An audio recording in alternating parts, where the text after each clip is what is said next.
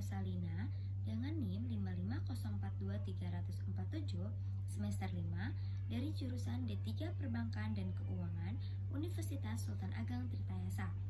Saat ini saya sedang menjalankan magang mandiri di D3 Dharma Wangsa Jakarta Hotel and Convention Center di Departemen Accounting and Finance. Dalam video ini saya akan menjelaskan bagaimana secara singkat audit internal yang diterapkan oleh subdivisi Purchasing dan Receiving, Accounting dan Finance. Step pertama di Purchasing dan Receiving yaitu langkah awalnya membuat PO berdasarkan kebutuhan operasional hotel. PO ini pun sebagai langkah di mana kontrol internal berjalan. Ketika vendor datang, barang pun ikut turun. Dengan sigap, bagian purchasing ataupun receiving yaitu menerima barang tersebut dan kita akan mengecek barangnya seperti kuantitinya, kualitasnya, dan kesesuaian item dengan PO atau invoice yang kita terima. Setelah pengecekan selesai, kita mulai posting atau input barang tersebut ke dalam sistem hotel agar cost control bisa memvalidasi dan memastikan datanya sesuai secara fisik dan catatan sistem.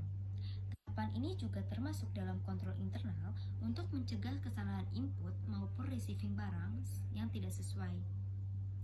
Dan kedua, yaitu cost control ataupun account payable, yang dimana setelah data dari receiving masuk ke sistem, cost control mulai memeriksa atau mematchingkan apakah harga, jumlah item, dan detail lainnya itu sudah sesuai atau belum.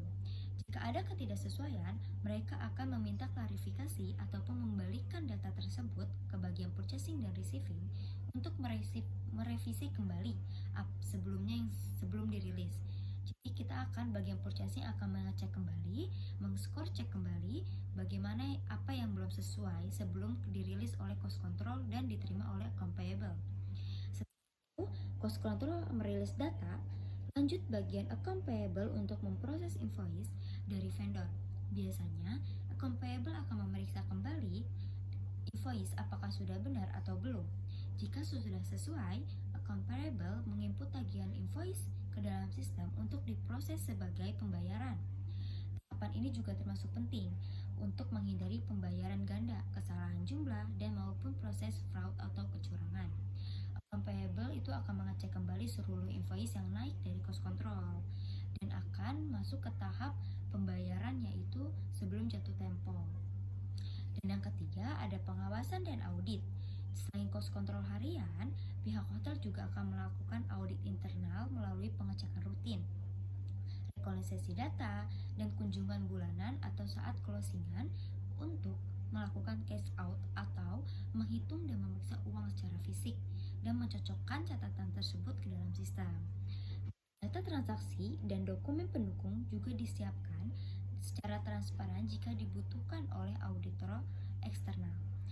Mereka akan melakukan pengecekan internal langsung terjun ke lapangan dan akan mencocokkannya itu di mana cash count yaitu menghitung secara fisik dan dicocokkan kembali ke sistem. Seperti itu.